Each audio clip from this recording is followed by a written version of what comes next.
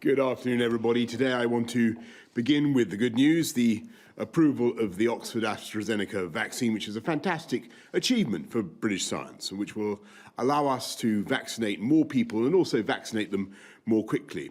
And there's one important development that's helping us to accelerate our vaccination programme across the whole of the UK. We've had new advice from the Joint Committee on Vaccination and Immunisation that the first dose can protect people against the worst effects of this virus because the benefits kick in after 2 or 3 weeks. And so from now on, we will give a first dose to as many vulnerable people as possible, with the second dose to follow 12 weeks later. And what that means is we can vaccinate and protect many more people in the coming weeks. I know that everyone watching this will want to know when you can get your vaccine. And all I want to say is that we are working as hard and as fast as we can to get the supplies to you. And as soon as we have the supplies, we'll be getting them into people's arms. To summarise where we are, we have to face the fact that we've got two big things happening at once in our fight against COVID. One's working for us and one working against us. On the plus side, we've got two valid vaccines and we're racing, as I say, to get them out. On the downside, there is a new strain of the virus which is spreading much faster and surging across the country. And we've seen a 40% increase in cases in England in the last week alone, almost 15% more patients in hospital, more than at the peak of the first wave. And yesterday, sadly, we recorded almost 1,000 deaths across the UK for the first time since April. So at this critical moment, with the prospect of freedom within reach, we've got to redouble our efforts to contain the virus. And that's why the Health Secretary has announced that more areas of England will be moving into Tier 4 from tomorrow. And I say again, no one regrets these measures more bitterly than I do, but we must take firm action now.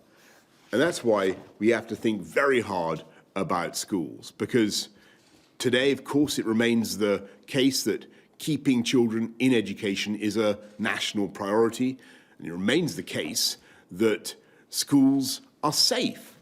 But we must face the reality that the sheer pace of the spread of this new variant requires us now to take even tougher action in some areas, and that does affect schools, and let me set out for you what this means. In most of England, primary schools will still reassemble next week as planned for the new term.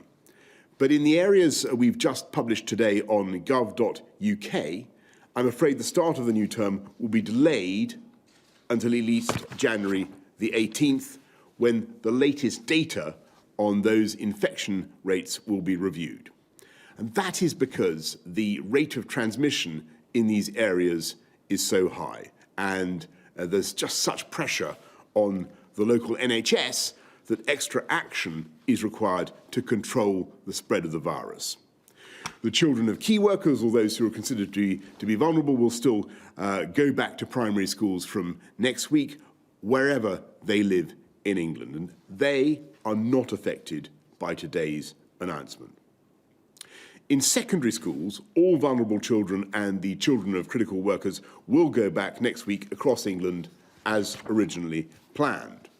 But we will ask exam year pupils in secondary schools to learn remotely during the first week of term and return to the classroom from 11th of January. The remaining secondary school pupils, i.e. non-exam groups, will go back a week later. That is from the 18th of January. But I want to stress that depending on the spread of the disease, it may be necessary to take further action in their cases as well, in, as I say, the worst affected areas. To minimise disruption in schools and to fight the disease, we're massively expanding our testing operation, ensuring that every secondary school pupil is tested as they return and regularly thereafter. I, again, want to thank teachers, pupils, parents who've worked so hard to keep schools safe and keep them open. We're also asking universities to reduce the number of students who return to campus in January, prioritising medical courses and others requiring face-to-face teaching. And in all cases, students should be offered 2 rapid tests when they return. All of these measures are in the end designed to save lives and to protect the NHS.